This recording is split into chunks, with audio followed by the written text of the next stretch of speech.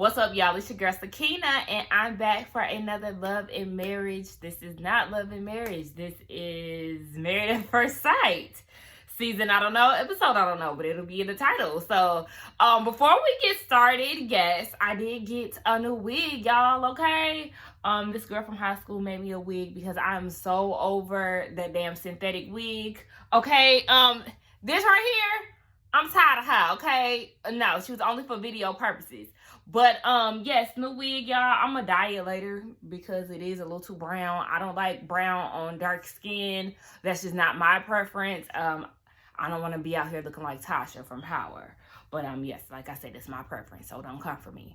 Also, before we start this video, and y'all let me know what y'all think about this head. But before we start this video, I have a little announcement, or a few announcements that I would like to make for Lifetime. Lifetime, is y'all listening? Do y'all hear me? Okay, let's just get this out the way, okay? Announcement number one, these commercials that y'all have, they gotta go.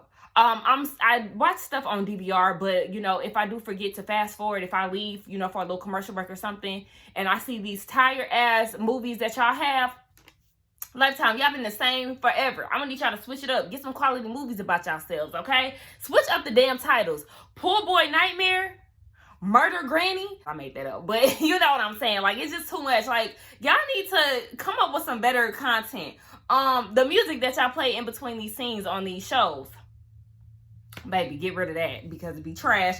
And last but not least, stop selecting people that are not ready for love, okay? And y'all know who I'm talking about, but we'll get into her later. But like I said, don't put people on these shows that are clearly not prepared to be in a relationship. I think that is unfair, okay? But anyway, let's get right into the review. So we can start off with the group meetups. You know, there was a few meetups in this episode, more than usual.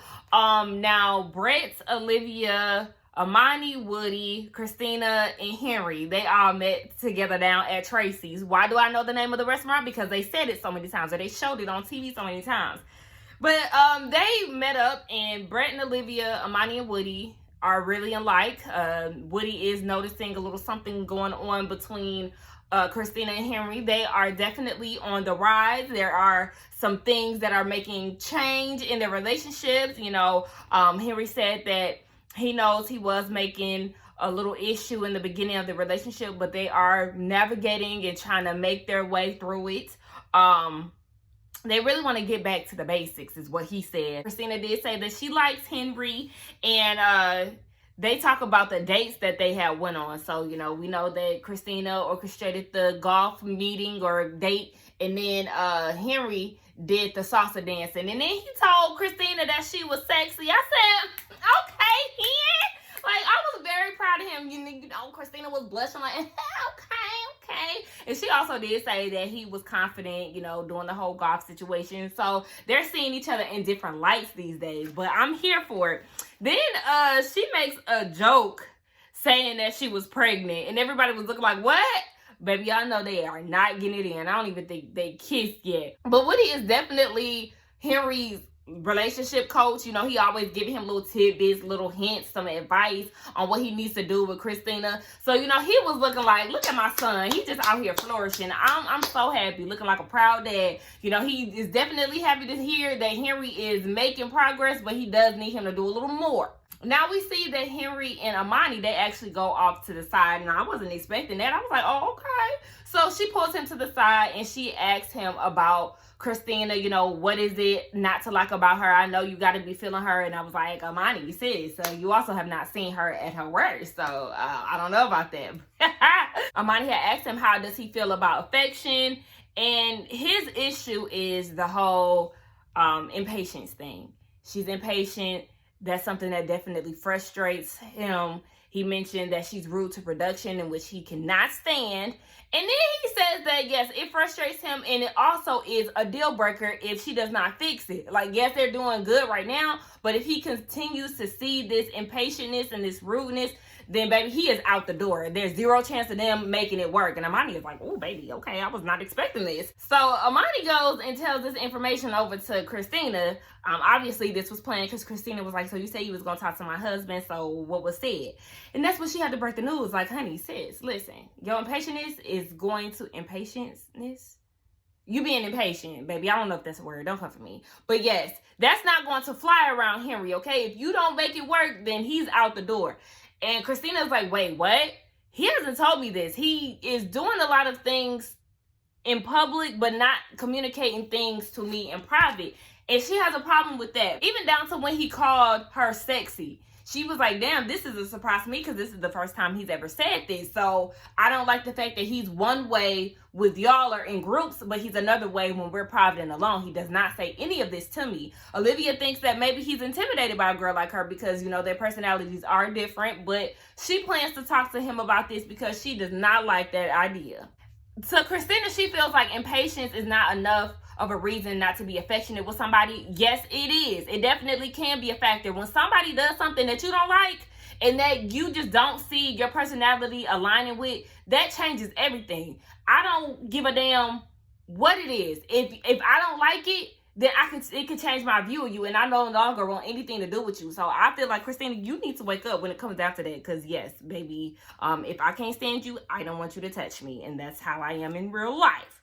Now we get a scene where Amelia, Bennett, Karen, and Miles, they go do this ball thing. I don't know what it is. I guess like who throws the ball the furthest or something like that. Whatever. Anyway, they go on a little date.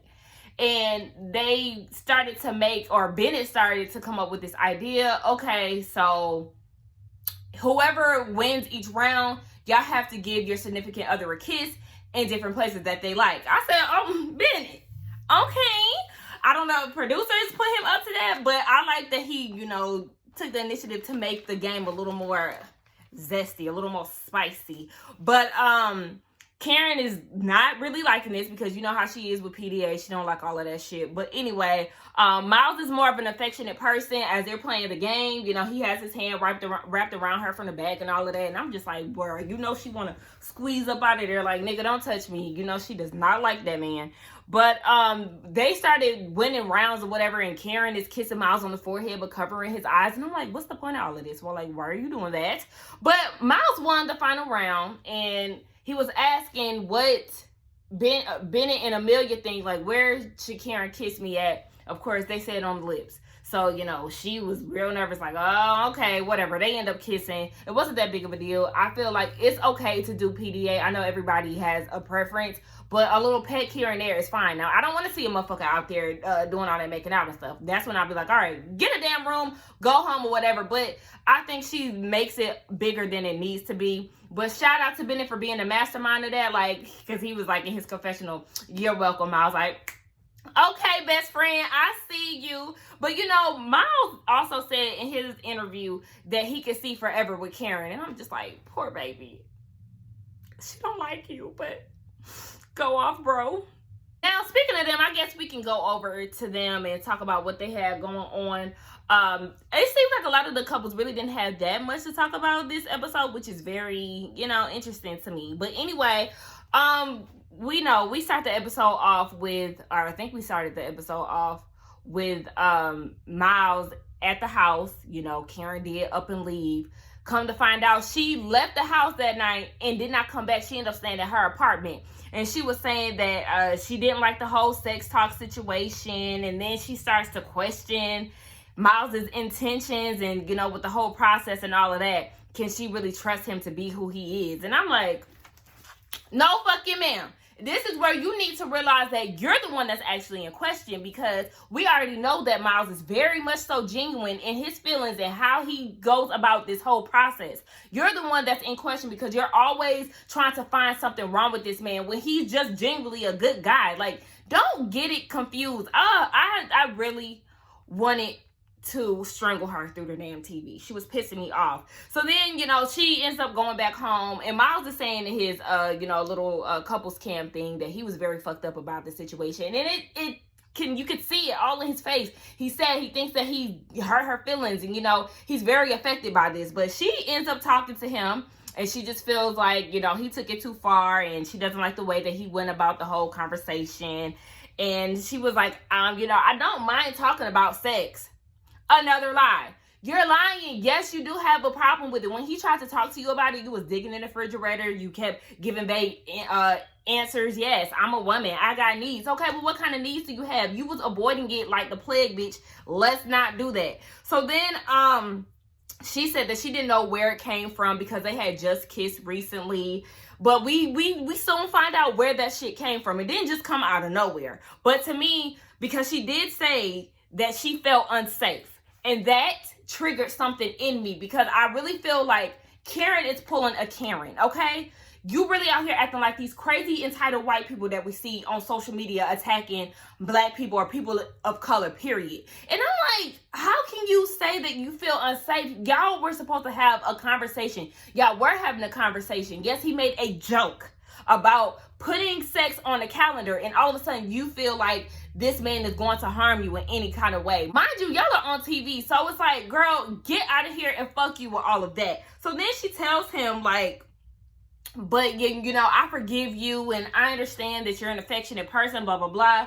And then she says that she's going to put forth more effort into being affectionate to him, and then she rubs his arm like that. Karen, just make it make sense for us, okay? 1 minute you say that you feel unsafe, and then the next minute you say that you want to be more affectionate, and then you touching him and doing all of this. Like, it changed for you that quick? Like, I can't with her. She's literally a walking contradiction. She's full of shit, and to hell with her. She can get the hell on. I really don't want her on the show no more. Like, y'all can switch her out for somebody else who actually wants to be here, like I said before. Then we get a flashback to them, you know, because they did go out with Amelia and Bennett. They were asking whether or not Karen and Miles feel married, and they said they feel married-ish. Now, we already know Karen feels married-ish. Miles feels very much so married. He just doesn't want to say that in front of them because he doesn't want to get embarrassed. When I seen that, I said, baby, you know you all in. Don't do that. So Miles seems to think that they are building a strong foundation. Okay. If you like to think so. He said that he also gets butterflies when he sees her. And then I'm just like, Miles, baby, listen, honey, I just really feel like you're living in a world of delusion, okay? She shows, I mean, she jokes with you and all that stuff, but the butterflies, like, I'm not getting that. Like, I'm really not getting that. And then the more that I hear him talk, we'll talk about him and Woody in a minute, but the more that I hear him talk about the relationship, it's like, how could you even form butterflies for her ass? Like, ugh, no, I would feel nothing. But they end up getting in the bed later on that night, and they mention Karen liking to snuggle. She was like, yeah, I like to snuggle with things and not people. But then he was like, but yeah, you like to snuggle with me. And she said it, like, yeah, I do like to snuggle with you. So why did you feel like he didn't want to have sex with you if y'all be cuddling? Sis, at your grown age of 30 years old, you should already know, if you cuddle with a man, that could definitely lead to sex. If it's butt to penis, honey, let's not bullshit here. Like, I don't like the fact that she's really acting like this. Like, you just saying that you don't understand where it comes from. If you cuddling with this man, what the fuck do you think? How was you and your other boyfriends getting it in? You already know, if y'all in the same bed, it's bound to happen if y'all cuddling. Like, girl, get the fuck out of here with that bullshit. So then later on, she takes him to a yoga session, and the yoga date is more so about being affectionate, you know, building that physical connection that she does want to build. She wants to make it known that she is building some type of connection with him. And she also says that she wants to be vulnerable with Miles, all of that. Okay, so the exercise is very interesting. You have to basically massage your partner. Of course, Karen had to be the one to do the massaging. Now, you have to start basically from head to toe. You start off with the feet, and she had to take off his socks. And then, like, you know, they started doing all this massaging, and she was massaging his butt. I don't know why I thought that was funny. I was like, okay, well, this is interesting. But, you know, they feel like it was a good exercise for them to get to know each other, all of that good stuff. Okay, it helps with them and their intimacy. Now, we also see that Miles did go on a date or a meetup with, what's his name, Woody. Sometimes I tend to forget that they are best friends, probably because they're not in a lot of scenes together. But they go to the barbershop, baby. That barber, that outfit, it was very distracting. I kept looking at this shit the whole time. But they meet up and they're talking about their relationship. Miles did say that him and Woody do tend to hold each other accountable for their actions, and, you know, they give each other perspective. So, Woody is definitely enjoying his journey. As we already know, him and Imani get along very well. He did mention that he did say that he loved her, and Miles is just in disbelief. Like, oh my gosh, you know, when we first started this whole journey, we both imagined that Miles would be the one to say, I love you first, but the tables have turned. And Miles was like, bro, if I said this to Karen, baby, she would have been out the door, because this type of thing scares her. And Woody is looking like, wait, what? Yes. Baby, the whole thing is a mess, Woody. So he was just saying that, you know, he can't say that he loves Karen because they haven't had enough experience or anything like that to even emotionally connect. So this is why I'm confused as to why he feels like they, you know, grown, or, you know, they've built this foundation, and that he feels these butterflies around Karen. And then he also says, you know, the whole sex talk situation, you know, her staying at her apartment, Woody was looking like, the fuck is going on here? Like, absolutely not. Imani could not stay at the house. I would be blowing her up, because Miles said that he was trying to give her space because she doesn't like the fact that he, you know, hovers over her. So she was gone, and he didn't bother to call, even though he was pissed about it and was worried at the same time. So he also said, you know, if I tell her that I really like her, her response will be, oh, thanks. Another telltale sign as to, like, why do you feel these emotions for her, but she has no emotions for you? So then Woody asks this good ass question, bro. Do you think that she really likes you? Miles seems to think that she does. You know, he just understands that she takes things at a slower pace. But Woody's concern is y'all moving too slow can affect the whole relationship, and eventually y'all could just, you know, fade away basically and just have nothing there. He's worried that Miles is compromising a little too much and not really expressing what he needs, and that will definitely, you know, affect their relationship as a whole. Woody sees that there is a disconnect somewhere, and I really love Woody's input on a lot of situations, because he really be spot on. I mean, look, Woody, you need to be a damn counselor, because you call shit and you see it. Now, creeping over to, you know, the Woodster and Imani, you know, they're definitely in a good space, but Imani is like, you know, some of this stuff can be a little annoying because he's in my space. You know, she's not really used to that. Woody ready to pounce on her just by looking at her ankles, and she like, look here, I'm gonna need you to sit the hell down somewhere. But then she asked him too, like, they was doing laundry, and she was like, do you want me to do your laundry? He said yeah, and she was like, okay, well, you need to separate your clothes. Why? Like, you doing the laundry, why I need to separate my clothes? You're the one that's doing the laundry, so you need to separate them. I don't know what y'all think. I thought that was a little extra. But Woody did ask her while they were making breakfast, how is she feeling this week? And they have learned a few things about each other. Imani is a night person. Woody is not. Woody is a morning person, and Imani is not. So, you know, he be turned up all the time. She's not like that. He be turned up early in the morning. He get up at 6. Baby, I'm not getting up at 6, and you damn sure don't expect me to be on 10, because that's not me. But then they mentioned the coronavirus, so we know that this is definitely filmed at the top of the year. You know how the toilet paper and all of that shit was gone and swept off the damn shelves. But somehow that led into the topic of whoopings. Oh yeah, because whatever. It led to whoopings. And Imani does not believe in whooping kids. Woody got whoopings as kids, so as a child. So he is for whoopings. Teen whoopings. But she's like, no, if you whoop my kids, then that could lead to divorce. I said, oh, damn, girl. Okay. She wants them to be on the right page before she could say, I love you. She doesn't like the idea of whooping. She told Woody that you need to treat your kids the way that you treat your students, because you can't whoop your students, right? No, just because I don't whoop my students, that don't mean I don't want to whoop their ass. Like, girl, please. I feel like kids can get whooped. Now, do I want to whoop my kids? No. I don't have no kids, but I definitely had to pop my niece before. Did it make me feel bad? Yes. But also, I know that I definitely have balance in me, because when she does come to me for problems, I definitely talk it out with her, try to make her not feel so shamed about what she did. So I know I have that good balance. But if you are taking me there and I feel like you're not listening, then baby, go get that damn belt. Now, later on, they go on a date, and Imani looked really cute. I really loved her dress. However, ma'am, when you walk into that restaurant, you need to be strutting. You need to be slanging, and her walk was not selling me. I said, sis, I don't know if it's the shoes or what, but you're supposed to be strutting in like, hey, babe, can you get my seat? And extra as fuck.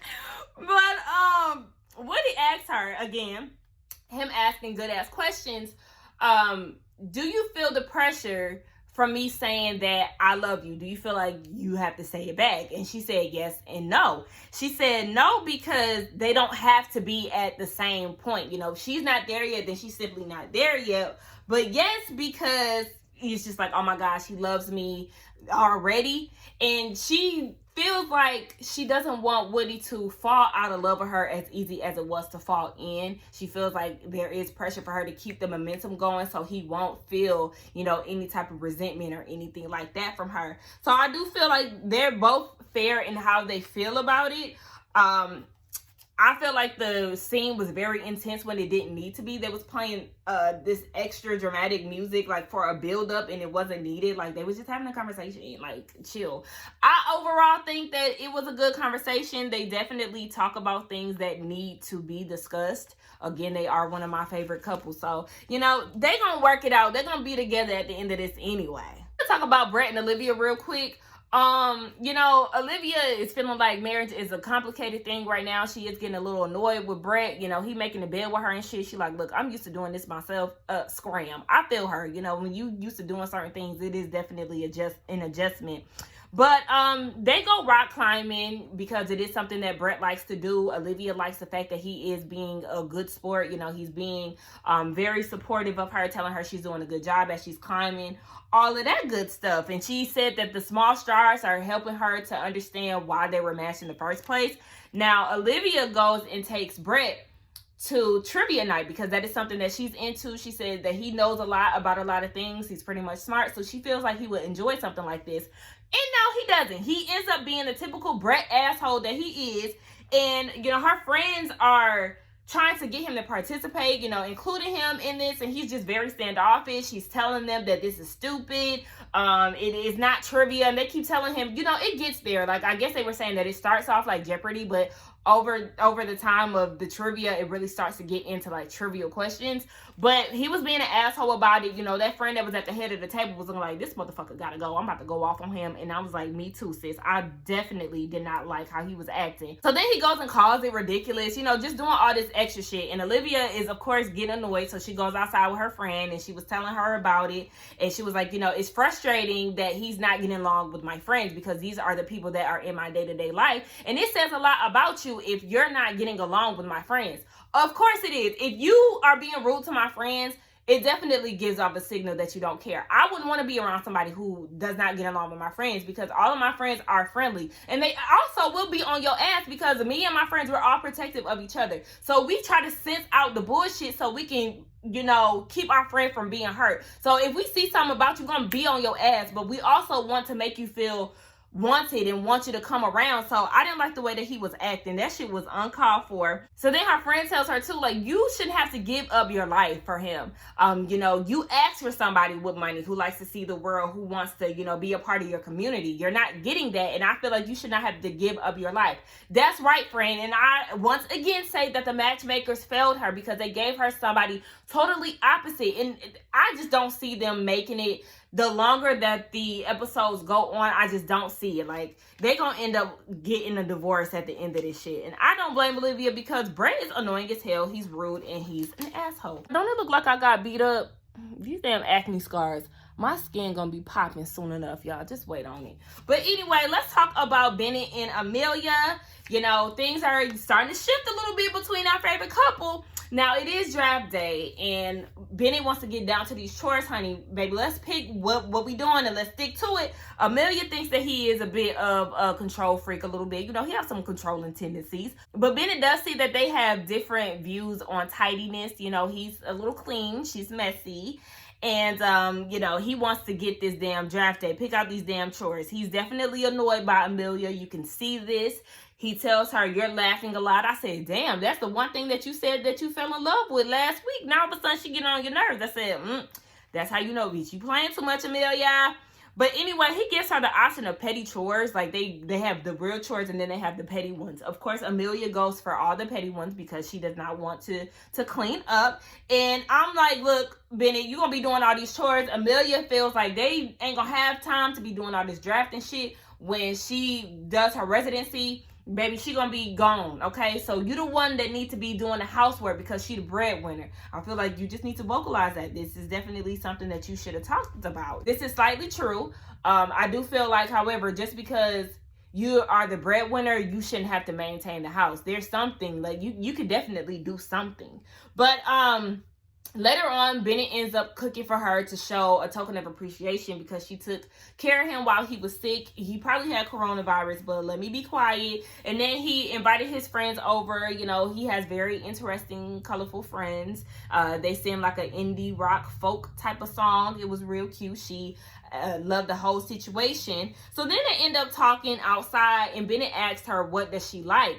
And she said that she likes to spend time together, and Bennett likes to get his head scratched. So then Bennett asks her, okay, if you feel like you're not emotionally, if your needs are not met emotionally, how would you express that?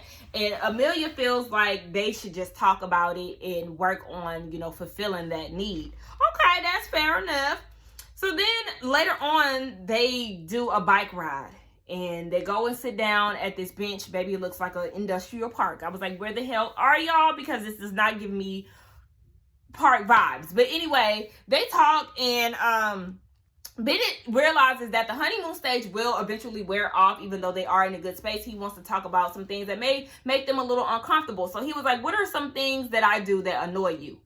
Baby, Amelia couldn't give nothing. But he did say the one thing that annoys him is, you know, you wash the dishes and you don't clean all the parts that are not used, meaning the handle, maybe the outside, the bottom. But baby, I knew Amelia was messy and didn't know how to wash dishes when she was rinsing out that damn pot in the beginning of the episode, and all that residue was still on there, but she was scrubbing it with the sponge. Like, no, rinse it out first, girl, and then clean it. Like, I don't know. I like to rinse off my dishes first before I get to cleaning it with a sponge. I don't know. That gets on my nerves. But I knew right then and there that she was messy.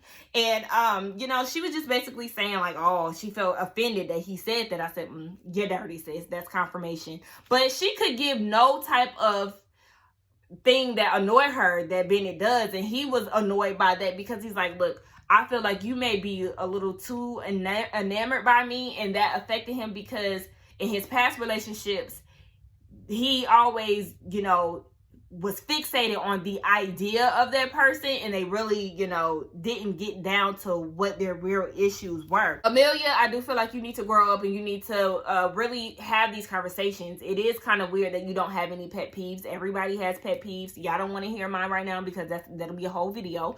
But yeah, she just said that, you know, she has a husband, so that's all she's worried about. She's not worried about the petty traits. Honey, look. This is getting on my nerves, okay? I just need to...